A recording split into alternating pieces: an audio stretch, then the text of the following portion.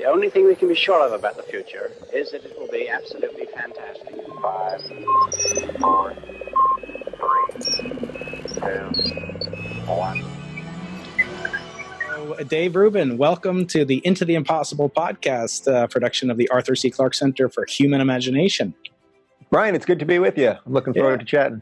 Yeah, I've been a fan of yours for many years now, followed you for a long time, and I want to get into all that. And of course, your fantastic new book, which I had a chance to devour this weekend, and that's pretty high praise given all the other stuff going on in life. So first I want to start off with just a quick question for you, and that is, you grew up in Long Island, as did I. Oh, all right. Where are you from? What town? I'm from Stony Brook. So I grew up in Stony Brook, the real island. We're talking Suffolk County here.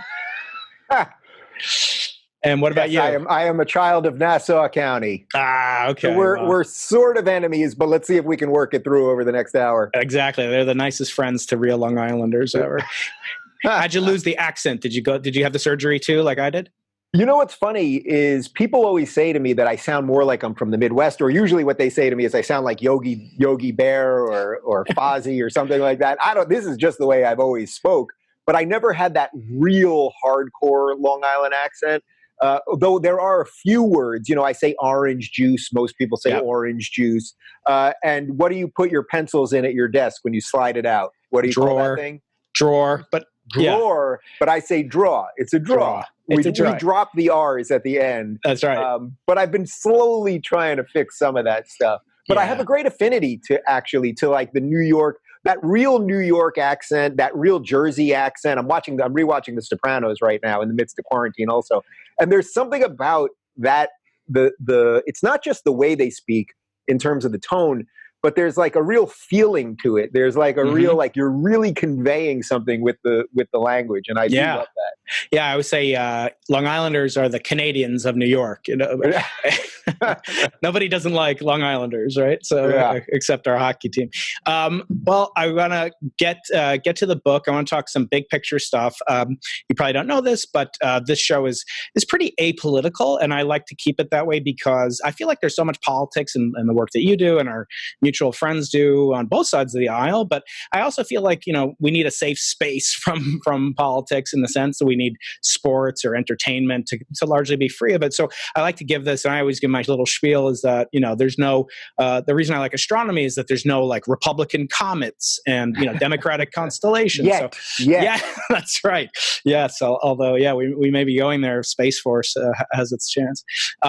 So I wanted to just, start off with that. We'll get into politics inevitably because I think that's a big function of your book and in your role in society as an influencer and a media titan over your empire there. But first, I want to say the book starts off with a lot of really personal details, which I'm sure were a little bit unnerving perhaps to do, especially as a first time author. To come out with your first book and then to really spill your guts. And Hemingway used to say allegedly that the job of a writer is to sit in front of a typewriter and bleed. And I wonder, when you're going through this, since you have experienced so much of the good, and we'll get to the good and the bad obviously later, but was that something you were, you had any trepidation about? Being so personal, the book is really endears the reader because you are so personal and candid about your life's affairs. Yeah. So I will answer your question, but quickly, I just want to hit what you said there about a safe space and that not everything should be so political and all that, because I think it's an important part. And actually, that's really how I end. That's chapter 10 of the book in many ways. Yeah. It's funny because I don't like the idea of safe spaces within a university context where we're going to protect kids from dangerous ideas. I actually think that's completely antithetical to learning and every reason that they should be on college campuses. However, the spirit of what you just said there, that we should have spaces where politics, especially partisan politics, don't leak into everything. That is deeply, deeply important because we live in a time in the last 5 years where politics has leaked into everything to the point that that if you turn on ESPN and you're watching SportsCenter, most likely there's something political happening. You're very rarely watching, well, now we're watching no sports highlights, but even without Corona, before that, it was about identity politics. It was about racism. It was about standing for the flag or sitting for the flag or a series of other things. And we desperately do need those places to have sports or culture or art or science, things that we can discuss that have nothing to do with the political world. So I just want to put that out there that I love that, generally speaking. As to specifically to your question, that was the hardest part for me. When I started writing this and when I signed the deal originally, and I mentioned this right at the top of the book, I was going to write Why I Left the Left. And that's a phrase that has become attached to me because of a PragerU video that I did a couple of years ago. It has something like 20 million views. And I was going to write, I was a lefty. Now I'm not a lefty. Here's what happened. And as I was writing that, I started realizing I didn't want to just write a book about what I'm against. I want to write a book that's about what I'm for. And that's really what Don't Burn This book became. And then through that, this was and is my first book, as you said, as I discussed things with my editor and we tried to, piece together something that would, make cohesive sense and take everybody on a journey and not just be sort of like bang, bang, bang, like plow through everything in one very linear shot, it became more and more obvious that I had to include some of the personal stuff in. Yeah. So, I think one of the things that I did pretty effectively is I'm trying to get people out of the political closet because I really do believe that exists. I think there are good, decent people who refuse to say what they think, not because they're racists or bigots or haters or anything like that, but just because the positions they hold are a little outside of the woke opinion of the day, and they're afraid that the mob's going to come get them. So I liken that to what it was like to be in the closet sexually. And I think that there's actually a tremendous amount of overlap there. And I think that's going to be one of the things that I think will be most effective in showing people why you have to come out, because it's very hard to live one life. It's hard to live one life that makes sense, that gives you purpose and a little bit of joy and all Authentic, of that stuff. Yeah. Yeah, what authentic and you and all of that. That's really hard to do. It's, as a matter of fact, it's your job as a person to do it. And most of us shirk that responsibility. But now try to do it as 2 people, as 3 people, as 4 people. And the more that you're in the closet for whatever it is, your sexuality, your political thoughts, whatever, a family secret, whatever you're in the closet for, whatever you hide to yourself and don't show the world, it'll end up owning you. And I think a lot of people are seeing some version of that right now. So I tried to go into the personal stuff as much as possible. I will tell you this, the only chapter that we ended up cutting from the book was when I really, really did a deep dive into some further personal stuff. And I think I'm going to ultimately save that for another book, because that was the trick to this, was trying to write something personal, but also that really was the real reason was to highlight the ideas. So, there's always that balance. I think probably most authors have to deal with some version of that. That's right. Yeah. I mean, it struck me as I was reading that, and you're very candid, as I say, about, coming out of the closet. And, the first thing that struck me is, for a comic, you got pretty lousy timing, because you came out of the closet on 9/10/2001, the eve before September 11th, the awful events. And then this book is out during the greatest crisis, of our lives in many ways. It's like, what happens with your timing there? I gotta. There is. Next time you make a major life decision, Dave, you got to let us know a little bit ahead of time. I should be playing the markets better. You should be. I have this incredible power. No, Rubin actually. It's actually true. I mean, technically, it was 9/11 because it was 12:30 a.m. on 9/11. So literally, just about 7 hours before the attacks. And I lived in New York City at the time, and I was in the Times Square subway station. I'm sure many of your viewers can picture the exact spot, right where the shuttle train that goes from Times Square to Grand Central. I was standing right there with my buddy. He lived in Queens. I lived on the Upper West, so we were saying goodbye, and I came out to him, which was the first person that I had come out to. And then, 7 hours later, America was under attack. And it truly damaged me. I had held this, what I thought was this horrific secret in for so long. And then I finally released it into the universe. And next thing I know, America's under attack. And not just America's under attack, but the city I live in is under attack. And it sounds crazy, but it did some serious damage to my psyche. Yeah, I'm sure it did. And, I think a lot of people are probably grappling with this. We're 20 years younger, basically the same age roughly you were at that time. And going through this is going to be the same kind of cathartic experience. And, I only hope that people can deal with it and get the mental help that they need and deal with, the self-care, et cetera. And I want to get into that because you have so many good tips this podcast, the Into the Impossible podcast, about high achievers, high performers, and kind of how you get to this level of intellectual, the style, the techniques, the tactics that you use to get to this, really, really prominent level. But I think people can also learn a lot from the personal, and I think you're to be commended for that. I do want to talk about the book. Starting off, it's got blurbs from, I call it the usual crew of kind of the blogospherics that you associate with, Ben Shapiro, your mentor Jordan Peterson. I do want to spend some time on him, and many other luminaries. But one that's surprised me, and might surprise some of our listeners and the readers, is from Eckhart Tolle. And he said Dave Rubin is bridging America's great divide. He reminds us that while we might not always agree with the quote other, we need to listen, capital letters, to them.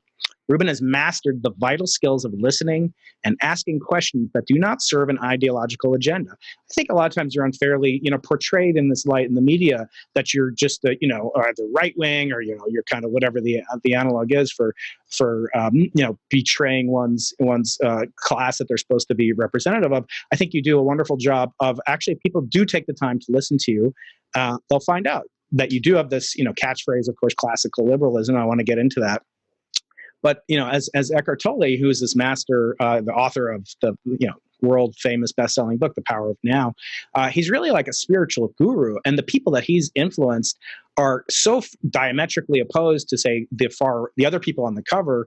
Not that I don't know anything about his politics, and I'm happy that I don't, because I think we need this detox, and hopefully we'll get into that.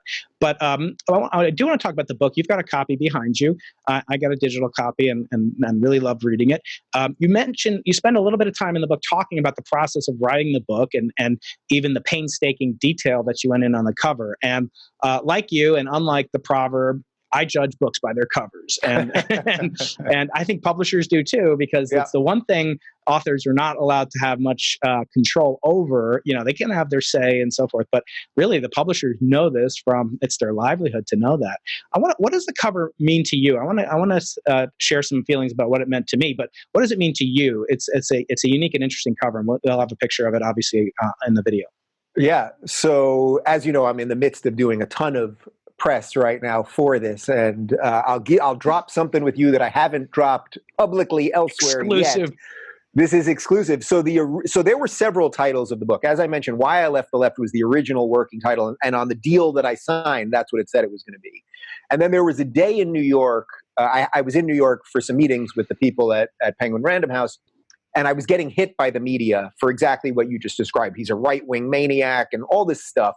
And it's like, no matter how many times I lay out what my lefty cred is, you know what I mean? I describe in the book, I'm begrudgingly pro-choice. I happen to actually be gay married. I'm not just saying I'm for gay marriage. Right. Looking into adoption. We're in the process of surrogacy right now. I'm against the death penalty. I'm for some level of public education. I could lay out all of my lefty cred. But unfortunately, with the new woke sort of hysterical left that has arisen, there is no room for dissension over there. So people just associate me with the right, which I don't mind being associated with, by the way. I have found conservatives and libertarians, especially classical liberals and cat people, to be open and willing to agree to disagree. And there's such fertile ground to battle out ideas. And I love that. I absolutely love that. What I don't want to do is I don't want to be called far right. I don't want to be called alt right, things that the New York Times has called me, and a bunch of other stuff. But anyway, I'm in New York City taking all these meetings with Penguin, and I had decided that I didn't want to do the Why I Left the Left book. And then I'm suddenly getting hit by the media, and they're calling me far right and the rest of it. And I go into the meeting with Penguin, and I said, you know what? I've got a new title for the book. I want to call it Right-Wing Lunatic.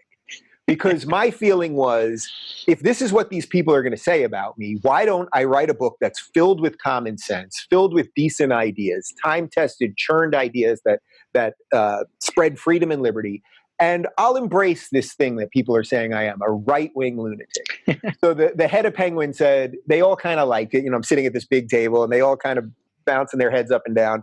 And then the head of Penguin says, well, instead of right-wing lunatic, why don't we call it the memoir of a right-wing lunatic? And that reminded me, do you remember there was a Chevy Chase movie in the 80s or early 90s called Memoirs of an Invisible Man? Do you remember that movie? Because I always liked that movie. I liked the title. So I thought that was it.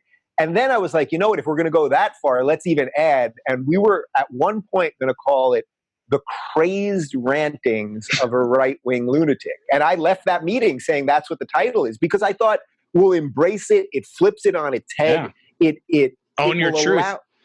Own your truth. It will allow me to go into interviews that maybe are hostile and feel funny too, because they're going to introduce me as, you know, the crazed rantings of a right-wing lunatic, and then I'll be able to just lay out some basic common sense stuff and yada, yada, yada. To answer your question, I brought that idea home to my husband, and he could not believe that I was considering such a psychotic title. And then what happened was, when we were mocking up all sorts of books, and Penguin was doing it, and we were, you know, playing around on Photoshop and stuff, one of the ideas we had, regardless of what the title was that we were going to have a red band around the book that was going to say, "Don't burn this book," and that you'd have to rip that to open the book. And suddenly it just hit David actually to say, well, that should be the title of the book. And I loved it. I called my guys at CAA. They loved it. I called Jordan Peterson. He loved it. And we went with that. Wow. I think it is really the right idea, because the point is that there's a lot of stuff in here that's going to make people angry. And I even make a point at one point in the abortion chapter, I end it by saying, you know, now that you all hate me, let's move on. But the point is, you shouldn't burn it. You don't have to love it. You don't have to love everything I write here. You don't have to agree with everything I say here. But these are the ideas I'm presenting, and let's live in a calmer time when book burning you know, done. That's sort of what I wanted to share with you, my impression of the book, and maybe it was you know, subliminal or whatever, or maybe it's colored by my, you know, affinity for science fiction and being you know, co-directing the Arthur C. Clarke Center, which obviously Arthur C. Clarke was a master of science nonfiction, but also science fiction. 2001, the master. Yeah, and one of my favorite books as a kid was Fahrenheit 451, and this is Ray Bradbury's classic book from the 1950s. And, you know, I don't think it's possible to spoiler a book that's that old. You know, if you I think it's okay. I think it's okay now. I think you've been talking recently about The Matrix a lot on your show, and you're like, I don't even have to say spoiler alert because you haven't seen it in 20 years. It's not going to be a spoiler for you. But that book, Fahrenheit 451, is a dystopian novel that Ray wrote in the context of the McCarthy era book burnings that were going on, or, you know, desires on the far right, and literally during the McCarthy era, to burn books, and he thought of it as a commentary against that notion. It's allegedly the temperature, he was told, at which paper begins to burn. And the end of the book also and again, no spoiler alerts needed, but the book concludes with a call, you know, a clarion call that people should, instead of burning books and having, you know, these buildings where books are burned, they should instead build a building filled with mirrors, and so that society can look at themselves. And I think, you know, we're spending so much time nowadays, you know, looking in these black mirrors, and you talk a lot about that. And how does that tie into, you know, I thought it was sort of a nice callback to that. The book, you know, Don't Burn This Book. It reminded me of that this could be dystopian. You know, if people, I don't think people are literally going to burn your book, but the notion of it as a psychological concept, I think, you know, there is a certain amount of hostility. But back then, as I said, it was really the McCarthy era, far right. And I wonder if you see that coming from these little black mirrors that we all have, does that now kind of manifest itself in a completely different way, decentralized, you know, to spread out, and how a society interacts with it to effectively not burn, but cancel this book? Like, don't cancel this book. That's a great question, and there's so much there. And I'm a big sci-fi guy too, and so much of the way I view the world is because I don't want us to end in a dystopian future. I don't want the machines to take over from Terminator. I don't want to have to end up living on Mars like Total Recall, or being the battery like in The Matrix. Or, you know, one of the beautiful things about Fahrenheit 451 is that many of the people that were doing the burning were secretly having thoughts that were free thoughts. That's right. And in many ways that caused them to do more burning, because they had to hide their, you know, I mean, there's a very religious sort of repress yourself and then destroy the other sort of notion in that. I would say I'm very... You know, it's funny. I describe myself as a world-weary optimist. I don't think you could do roughly what I do for a living, meaning putting your thoughts out there, talking to people you agree and disagree with, and being very public about what you think, if you didn't have some level of optimism, because the hope is that by doing all of this, taking like the full gestalt of everything that I do, that maybe I'll have elevated the world a little bit. Maybe I will have done a little bit of what those incredibly kind words that Eckhart Tolle wrote about me, maybe a little bit of that will translate into the real world. But I am worried that especially now as we are all trapped at home, and we still don't know how much longer we're going to be trapped at home, that the dystopian version of the future in many ways is coming true in front of us right now. We're all trapped at home. We all know that big tech has a endless cascade of problems. And yet we now are more reliant on big tech than ever. So a year ago, if you were arguing, well, big tech should be regulated, or we need more competition, or whatever that might be, or the algorithms are coming to get us, or we have to worry about shadow banning or deboosting, or all of these things. If you were worried about that a year ago, it's very interesting because very few people are talking about it now. And yet now, big tech and the world as it is just pushed us all more into the matrix, right? We're in it now more than ever. You cannot, all of your communication, the way we are doing this is through the big tech pipes. You can't meet your friend for a beer right now. You can't go bowling with a couple of your buddies and talk about life. If you're a political, your presidential candidate, whatever you are, you can't hold a rally anymore. So big tech and the idea gatekeepers have way more control over us right this second than they did 5 weeks ago. That is a huge problem and something we have to be thinking about. What I keep tweeting is we're all playing a fixed game and we're pretending that the rules aren't fixed. We have no idea what big tech is doing to manipulate us, to make our feeds seem this way or hide certain people or boost other people, but we know that they do it. Twitter's terms of service actually has shadow banning as of January 1st of this year in their terms of service. They are telling us we can suppress certain people and amplify other people. Now, if Twitter and Facebook and YouTube and the rest of it are the true highways of information and communication of the future, well, this is where I see a lot of conservatives saying we need regulation then. Now, the libertarian side of me doesn't want to do that, and I started a tech company, locals.com, that I think is doing a nice job of cleaning up some of this mess. But these are the conversations we should be having right now, because any of the things that you care about science and open inquiry and free thought, right now they're super dependent on a couple systems that aren't that friendly to that stuff.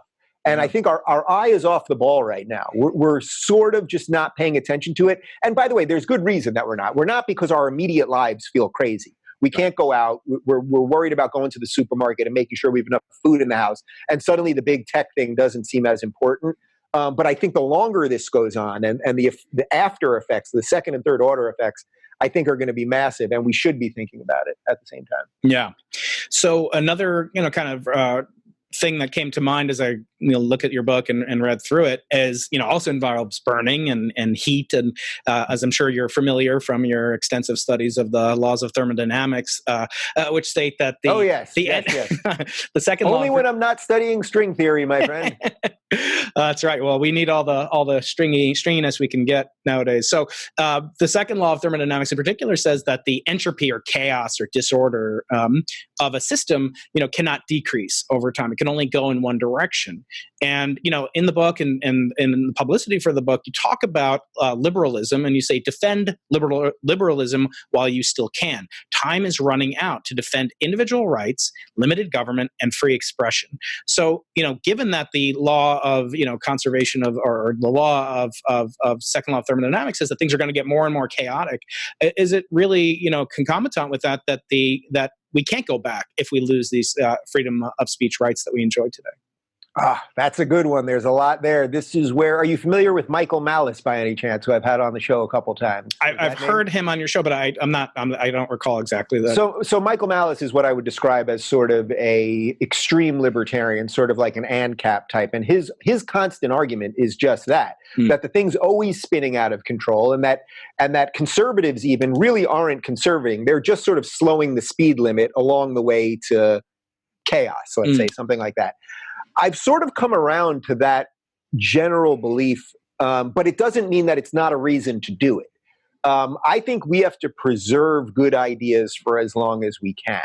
The 200 plus years of the United States have been some of the freest, most prosperous years that humanity has ever seen. Actually, all of them, all of the years have been. And more people from more walks of life come to the United States and flourish, and still do to this day. And even right now, as a certain set of people in the United States scream that Hitler is in charge, which is absurd, nobody leaves. They don't leave. You know, and one of the things is that if you wanted to leave under Hitler, he wouldn't let you leave, right? That caused a lot of deaths. Mm-hmm. Trump's not forcing anyone to stay, and people still do want to come here. Right. And the reason for that is that the ideas of classical liberalism, the idea of individual rights, everyone is treated the same under the law. It doesn't mean that some people aren't born with more. It doesn't mean that some people aren't born luckier. It doesn't mean that some people won't work harder, or a series of other things that make up the human experience.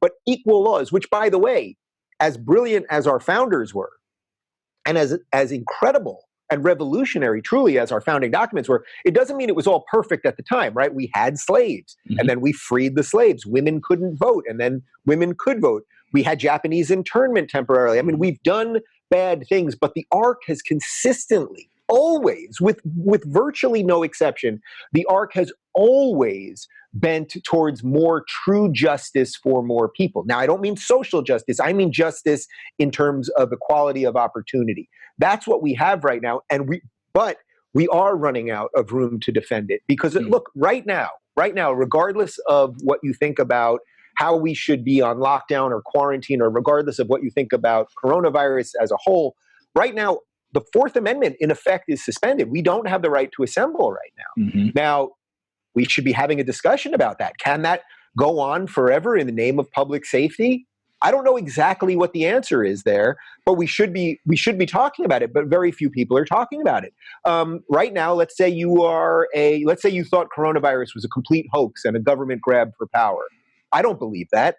But should you be allowed to voice those opinions on social media without being banned? And is that a violation of the First Amendment, even though social media companies aren't necessarily part of the government, although there are a lot of ties there?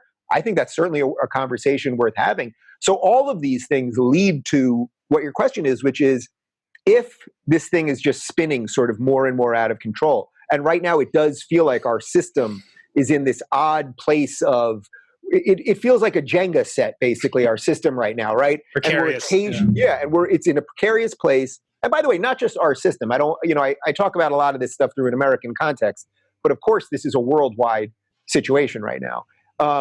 But what we have to be doing is defending the right ideas when it's the hardest to defend them. Mm. And these are not, the ideas that you just mentioned. These are pretty simple things: individual rights and limited government, so that you can do with your life what you wish. This is pretty basic stuff, and we just have to reignite that within people. Because I think when they understand it, they actually are drawn to it, which is a beautiful thing. What do you think about the rise of this movement, kind of a back reaction in some sense? Your book, Michael Shermer's book, who I had on the show last week, Giving the Devil His Due, and works Ben Shapiro's book, that they kind of are really this full-throated advocacy for things that we used to take for granted. The First Amendment, and you're saying the Fourth Amendment, these aspects of the former America, and yet, many we don't perceive, jackbooted thugs coming from Washington, D.C. I mean, it's pretty darn nice. I mean, California's, if you have to be sheltering at home, it's one of the best places in the world, I think, to do so. Obviously, I haven't left. And the sun is shining today. I'm not complaining. Exactly. Yeah. I mean, don't tell my boss, Gavin Newsom, that, I'd work at the University of California even if he didn't pay me, because I do love this place.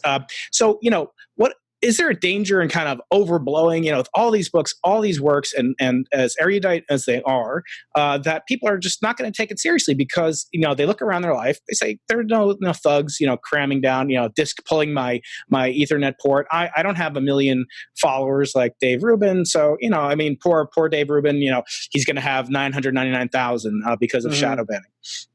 Man, there's a lot there. You're nailing it with the question. Sorry. I'll give you that much. No. You're giving me good. Two Long Islanders, it's I love it though.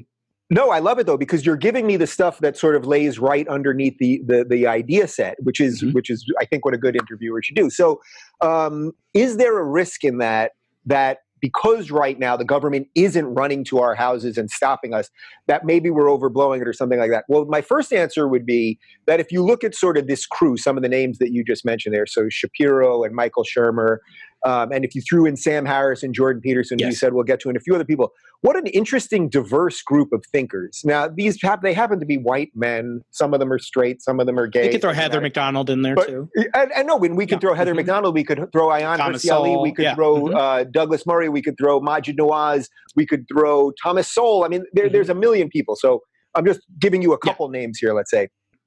But what you have there is true intellectual diversity. So I'll even go with just the two you mentioned up top. So Shapiro and Shermer. Shapiro is an absolute believer. I mean, his worldview is an Orthodox Jewish worldview.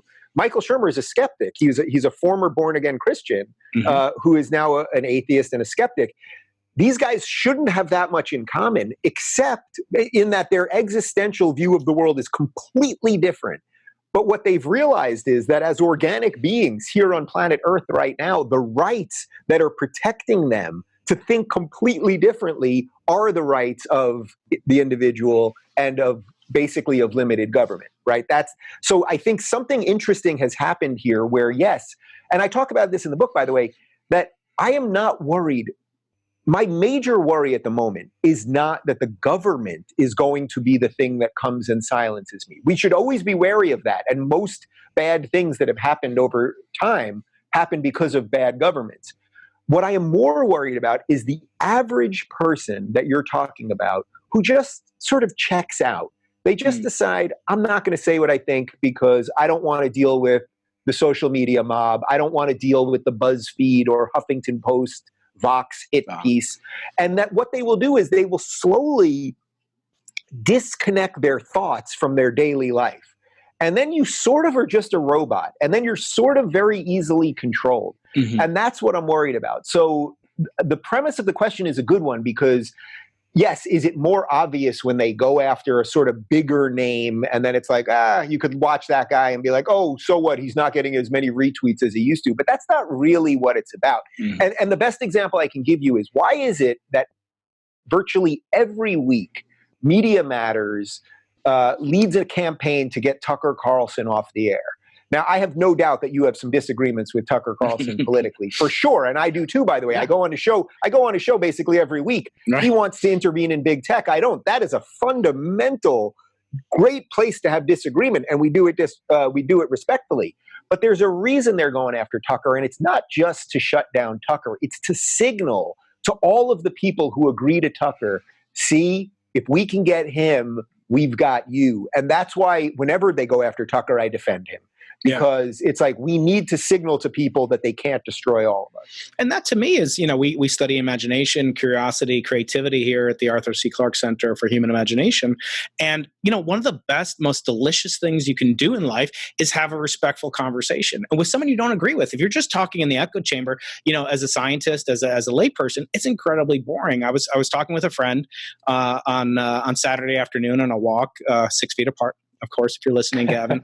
But he was saying, there's seemed to be, almost like a law of physics. Sorry to drop so much physics on you today, but I know a string theory master like you can handle it. Yes. I'm also working on the theory of everything, by the way. I should have it done by the end of the day. Oh, okay, good. Well, you might get scooped. I had a guest on yesterday who's already published his results. So we'll leave it to you to co-publish. But he said, I believe in sort of a concept of the conservation of outrage, which is that, if you look back in the 1400s when there were serfs and they would rebel against feudal lords, it was outrageous, the mass populace against the very few gatekeepers. Then it was the protests against the divine right of kings, that came about, the populace against the gatekeeper.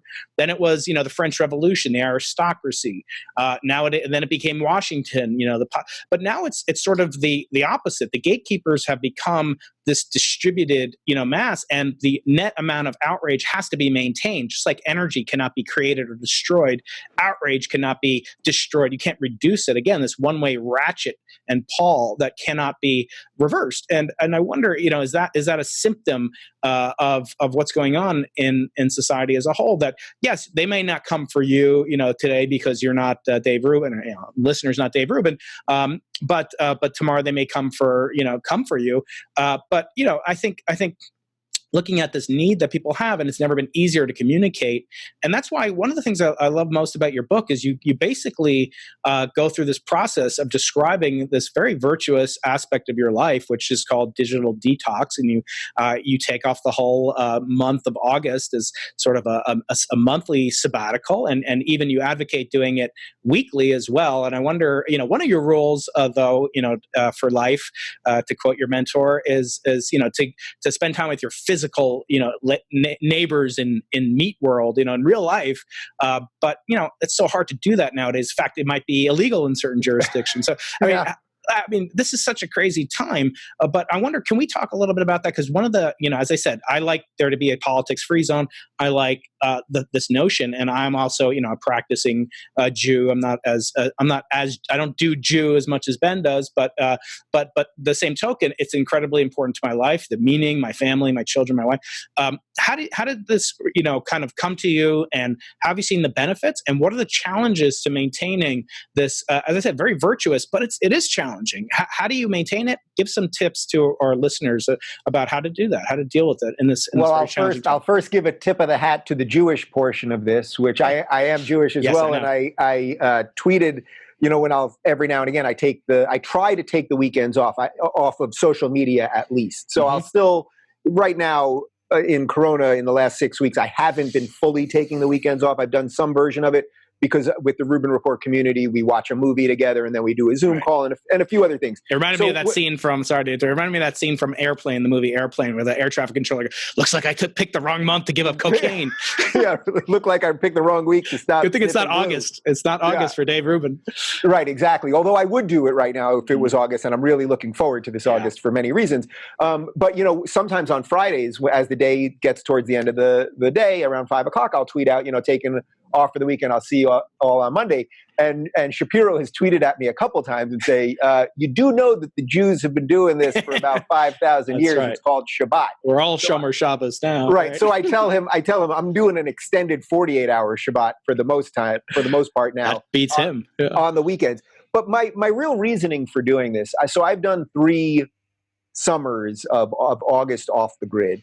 And when I did it the first time, I really just wanted to try it. It was just like, wow, my life has been so enriched by YouTube and Twitter and Facebook and all of this stuff.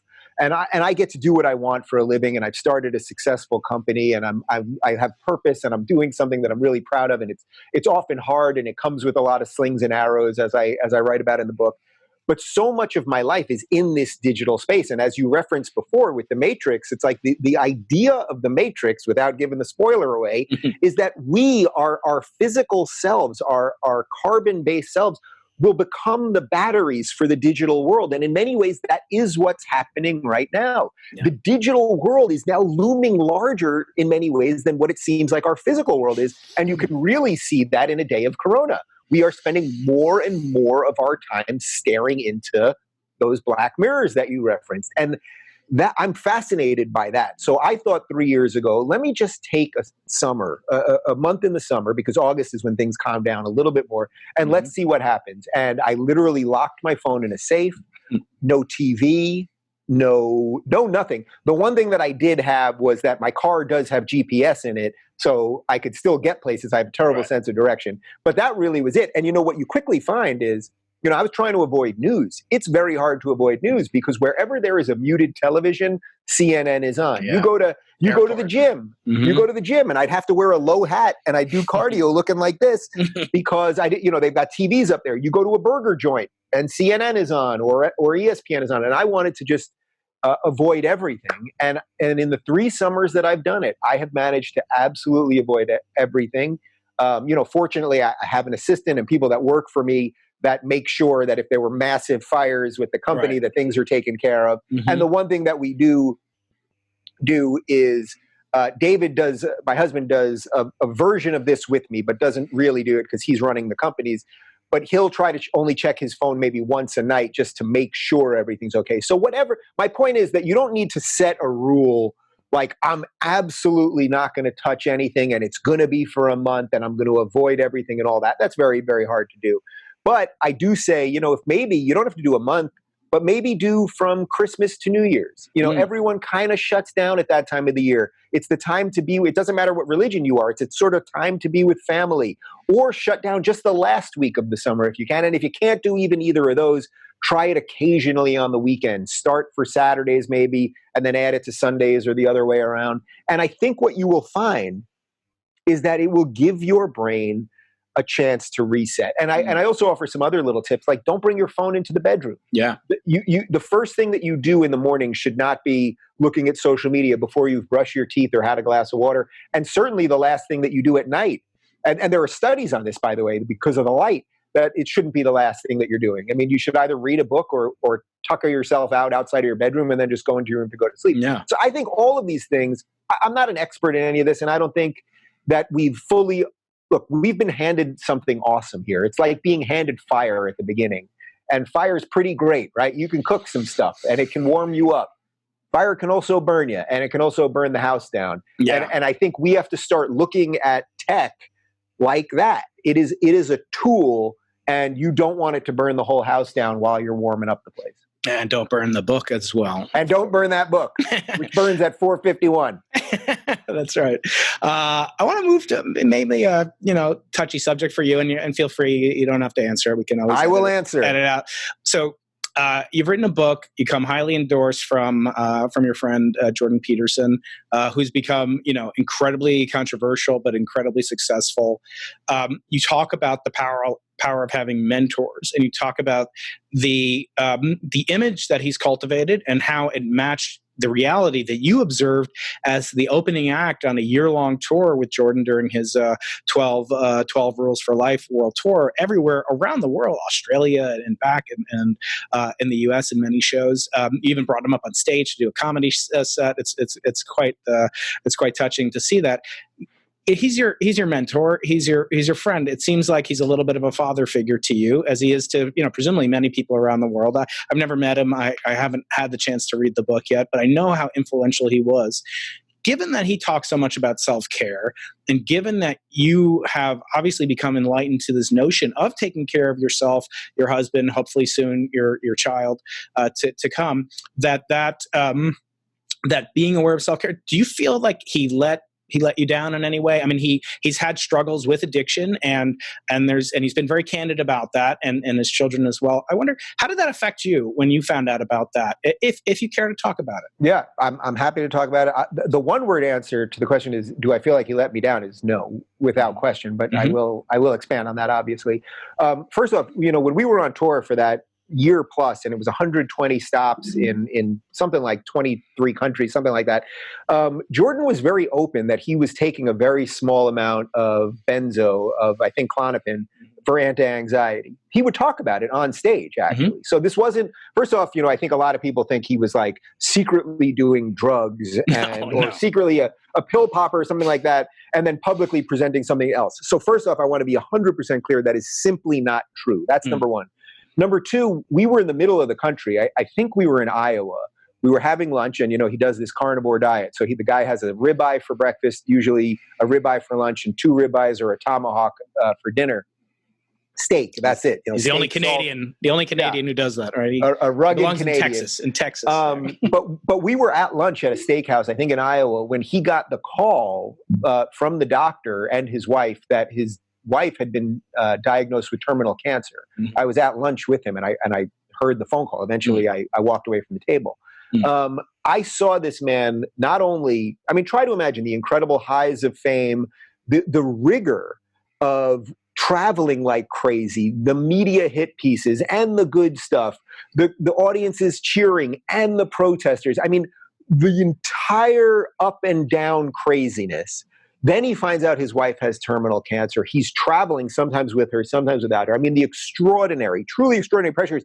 And by the way, you have to keep in mind that this isn't like a comedian or an actor. Right. It's used to going on the road, right, in vaudeville.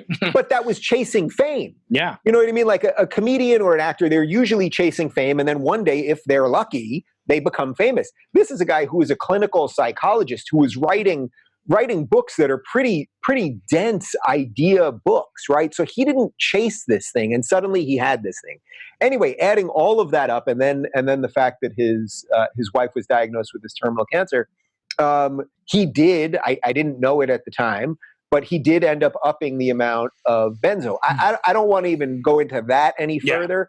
Suffice to say that people can have an adverse reaction. You can actually have the type of reaction where you up it and you get the reverse, where it's supposed to be anti-anxiety and then it becomes more anxiety. Mm-hmm. What I will tell you is this. I did see him a couple months ago. He's doing better. It's a struggle. It's a real struggle. And more than anything else, and I think this will directly answer your question, he's a human.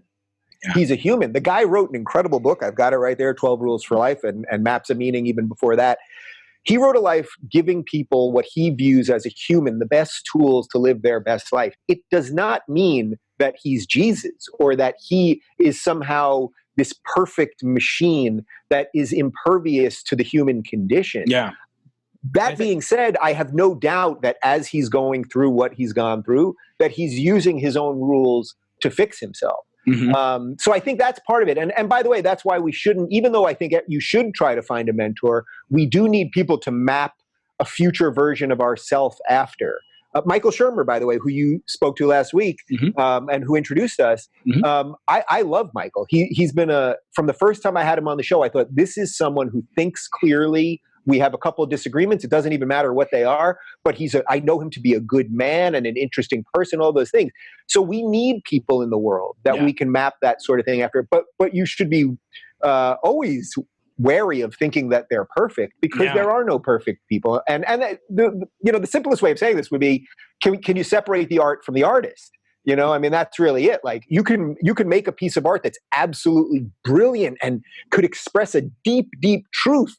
It doesn't mean the perfect person that painted it is perfect. Often the opposite. Yeah. Exactly. And it's quite often the opposite. Yeah. In the book, and this I don't necessarily want to get into, but you obliquely kind of comment about, fatherhood in your life now that you and your husband are planning this. But you also kind of obliquely reference your own father. Again, I don't want to get into that, but I think part of being mature is that recognition that you just mentioned about your parents, about your mentors, about your heroes, that they are human beings. And this book is kind of the hero's journey of how you went on this role and this journey.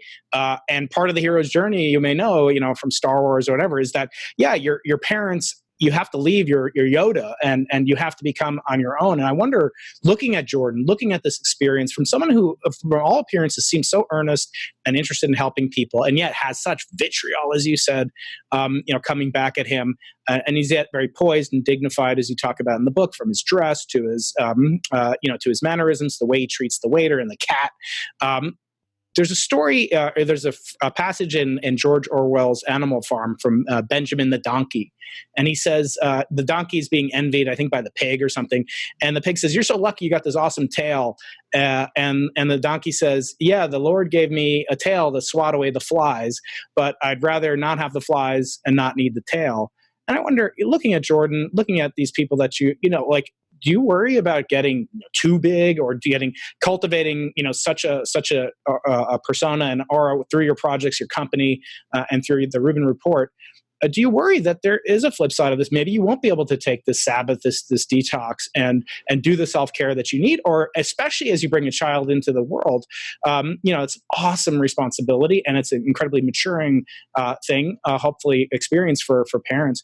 Do you worry about the implications? You're sort of, attaching them. You won't be able to do as much. You'll have to be, if in order for you to say yes to things like going on a world tour or whatever, you'll have to say no to this precious little infinite, spark of love. And how are you prepared to cope with it? Or is that something you happy with this? I think about it all the time, all the time, just related to let's say the fame part of this. Look, I'm not going to sit here and say I have no ego, and I'm not going to say here, and it's, it's not nice when, when I get a lot of retweets, or that, already we know the book has sold really well before it's even out, or all of those things. I'm not going to pretend those things aren't nice. I like when people come up to me on the street and at the supermarket and whatever. Not every moment of it. First off, this is an interesting thing. We live in a time where there's so much hate online, but I can truly tell you that I think with one half of an exception, anyone who's ever come up to me in real life at a supermarket or at a movie theater or at a pizza joint, whatever it is. These are great people who just want to say hi and say, oh, you had a little something to do with my life, or I dig what you're doing, or whatever it is. Mm-hmm. I love all of that. But I can tell you that as someone that is, I suppose, on that upside of the bigger thing, I am worried about that at some level. Like, I don't really have a desire to be more famous than I am right now. I don't have like that hole in me that needs to be filled. If anything, I would prefer the reverse, actually. I really like the work that I'm doing, and I view the public part of it. Look, I'm on camera. When I interview people, I'm on camera. You put a book out there, you're going to be seen and read and heard and all of those things.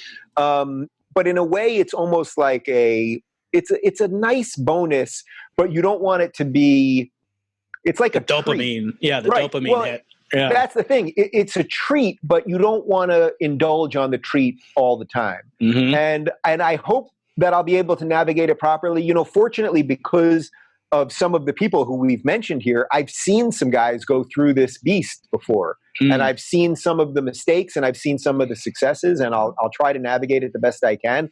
But yes, will it affect all of the things of my future life about how much I can be around for a child, or I mean, things that you don't want to talk about, safety concerns and all sorts of other stuff. These are all things that I do bounce around and think about. But I guess what I would say is, more than anything else, whatever the concerns are, whatever the trepidations are, the worries are, none of them would supersede my desire to do what I think I'm supposed to do.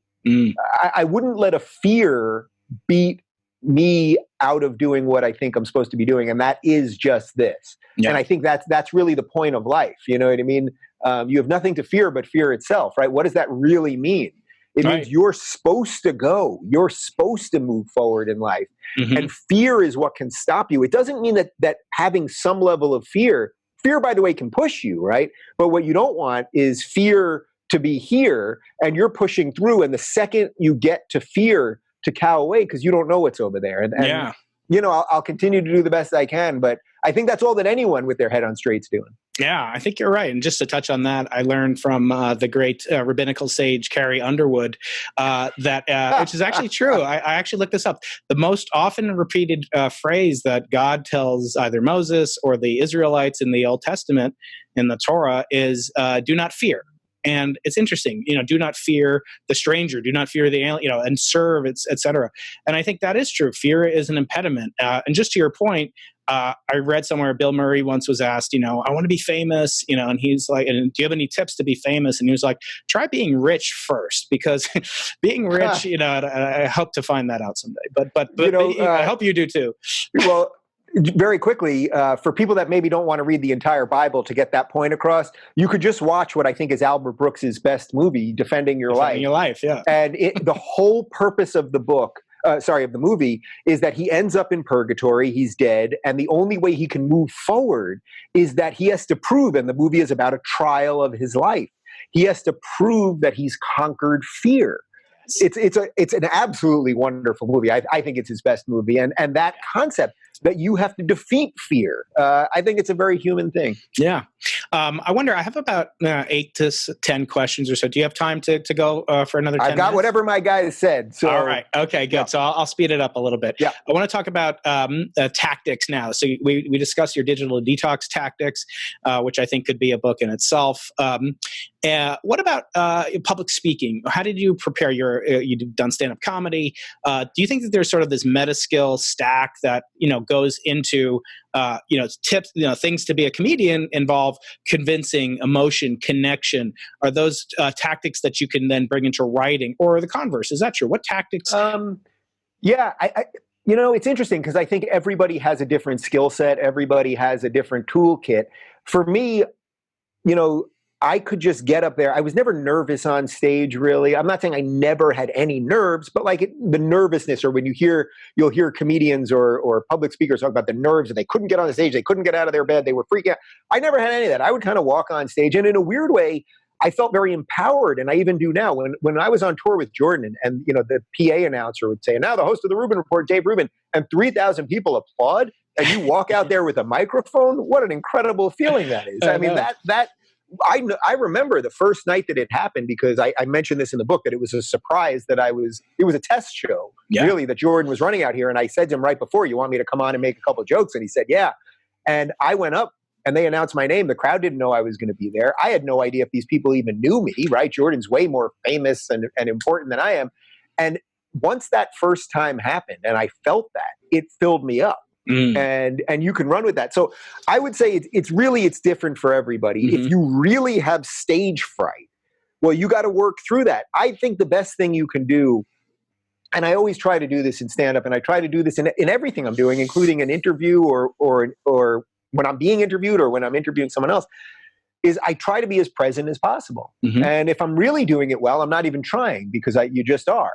Yeah. And I don't, when I give talks now, one of the things that I was most impressed by with Jordan is he would give a different hour-and-a-half lecture every night. I mean, it's incredible. He would give a rule. Sometimes he would talk about all 12 rules. Sometimes he would talk about one rule. Sometimes he would talk about no rules. He'd talk about what his day was like.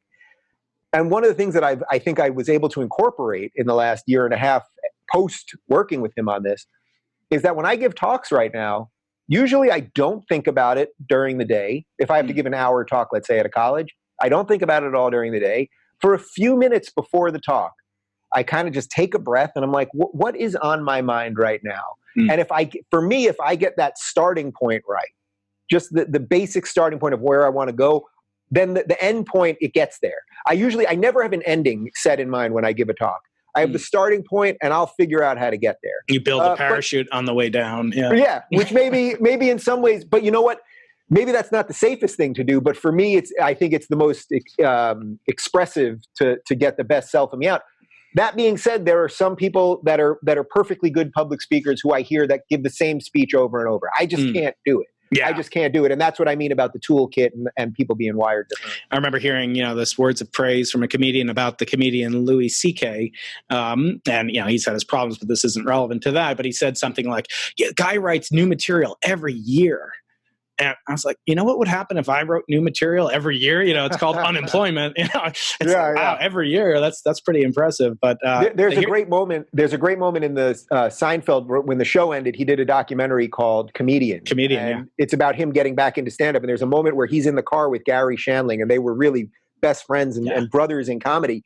And they're talking about their process. And Jerry, he's got his notes, and they're just every word, every inflection, it's all just there. And he says, Gary, what about you? And Gary pulls out this crumbled piece of paper and he's like, I don't know, I scribbled this down. And it's like, they're both brilliant comics, but they have different brains. Right. I think one tip, I'll just say it in the interest of time, that I take to heart, and I agree with wholeheartedly, that you brought up, that you learned from Jordan, your mentor Jordan, is to dress up. The feeling that you had of putting on, look, you don't have to dress. So you could be wearing, shorts and flip-flops for all I know. And you talk about that's your basic, plumage when you were off stage and even sometimes on stage. But you learn from him that, part of it is looking the part and being professional, even if your job is the professional jester. So I thought that was one of the hacks, the talking points that will make people, it just breeds an air of confidence when a man or woman gets on stage to give a talk. I want to finish up. Yeah, I want to finish up with what I call the final five, just a rapid fire series of questions that are kind of standard across for my listeners. So the first thing is that I've always felt that, as close as we have to kind of DNA, at least as creative Homo sapiens, is our books. And books have this ability to be transmitted our ideas, if not our DNA, our memes, if not our genes, into the future. So one question I'd be curious about: would you rather have 100 readers of this book or 1,000 readers of this book a year from now, or one reader of this book 100 years from now or 1,000 years from now? Should we make it that long?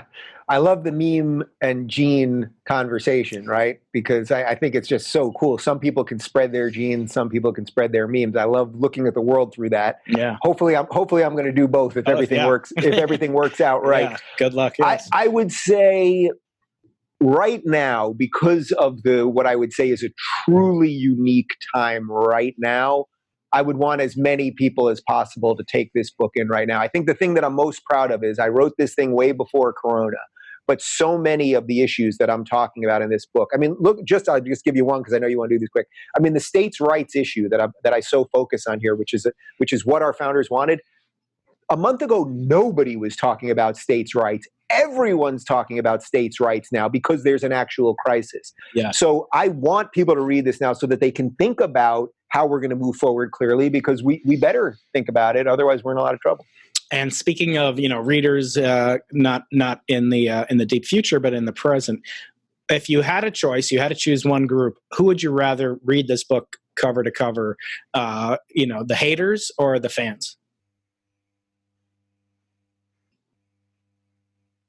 I think the fans deserve the book. Okay. I think the fans deserve a little cover for some of their ideas, and they deserve it. I'm always down to talk to the haters if they'll do it respectfully, although they don't often. But I've given enough to the haters. Yeah. So last couple of questions. What are you most pessimistic about? You said you're kind of a guarded optimist. You're 3/4 of a glass full, perhaps. What are you most pessimistic about? Well, I'm just worried that with all of the success that we've had as a society, that the Western world has had, that maybe the sad, depressing truth is that we've grown too fat on our success. We've grown too fat on our wondrous prosperity, and that the guardians will be at the gate, and to loosely quote Douglas Murray, we'll be debating what gender pronoun to call them. That we will have so lost the goal that our eye will be looking elsewhere as all the bad ideas come in. And I think maybe that actually gets to your earlier question about why are all these books suddenly out there? Why are these voices suddenly out there? Zeitgeist, because maybe this is the last stand. Maybe.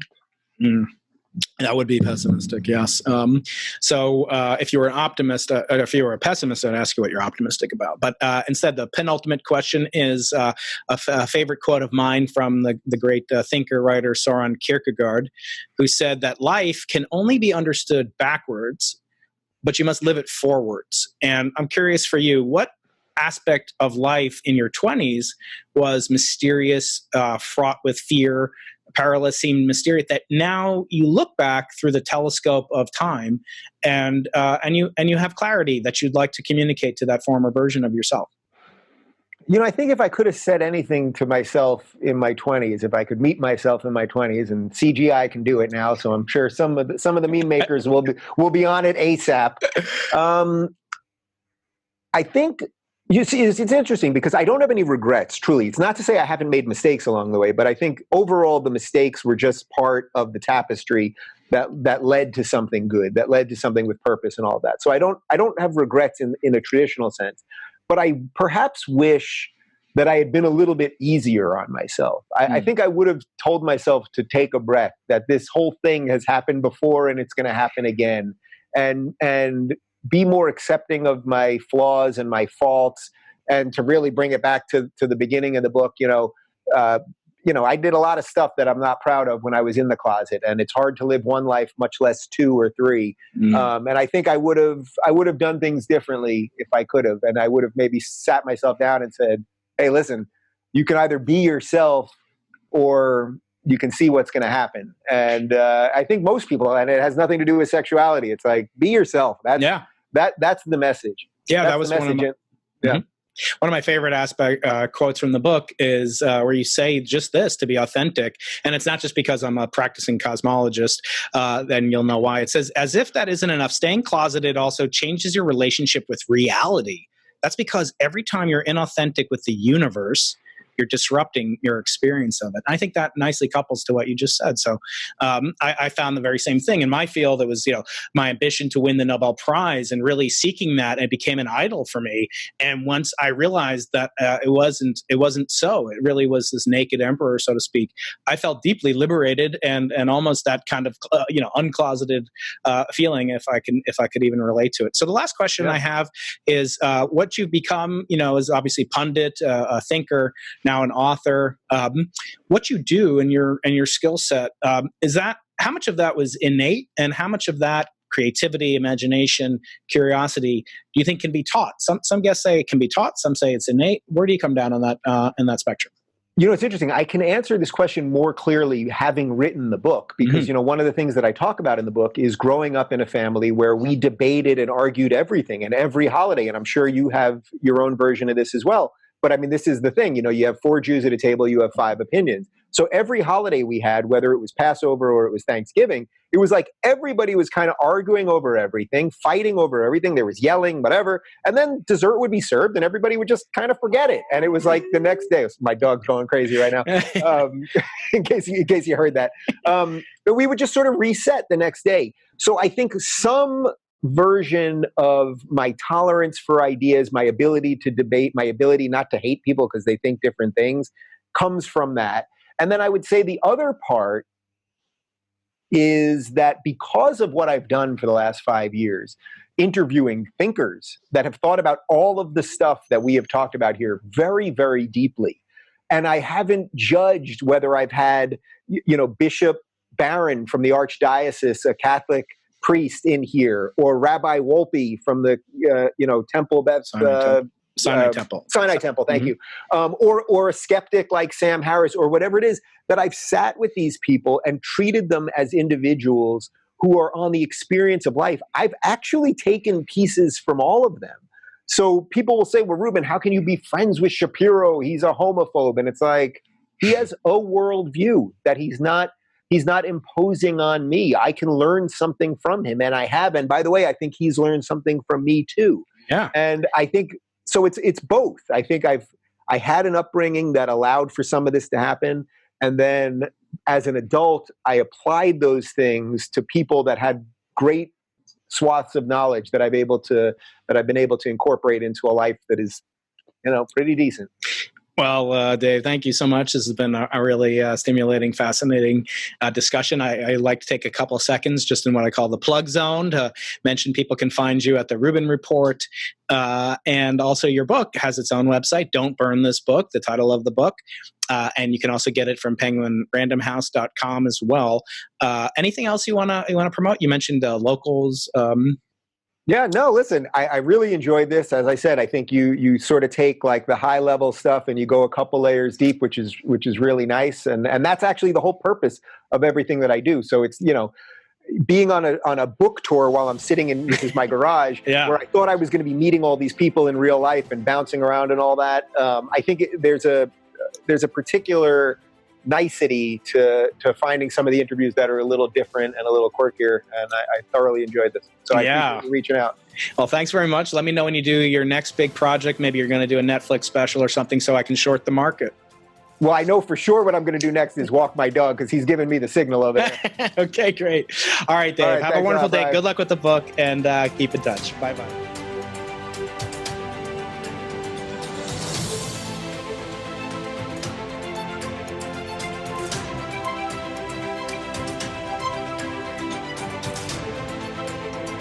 The only thing we can be sure of about the future is that it will be absolutely fantastic. 5, 4,